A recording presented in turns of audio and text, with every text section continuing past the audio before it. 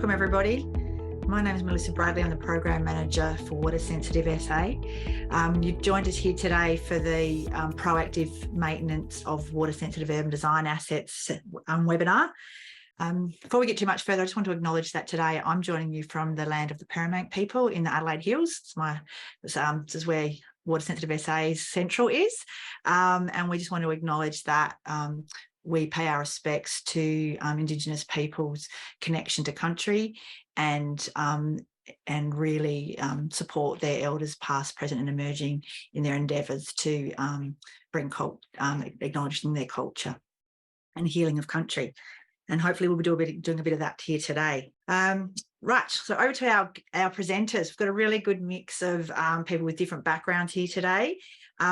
First up, we're going to hear from Rob Catchlove. He's from Wave Consulting, and he's got 20 years of experience in water projects.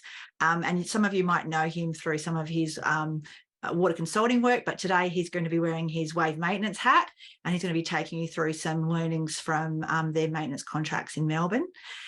We've also got Glyn Ricketts from City of Marion, and he'll be presenting alongside Chris Collingwood from LD Total. They've been trialling a new outsourced water sensitive urban design asset contract, and also been trialling the Water Sensitive SA inspection and maintenance guidelines and a new e-form that they've developed. So they're going to talk through some experiences almost 1 year down in their new contract. And then we've also joined by Dale Brown, who's an Associate Director at E2 Design Lab. He may be familiar with some of you, even though he's come from Melbourne. He's done some training in Adelaide for us before on wetland design.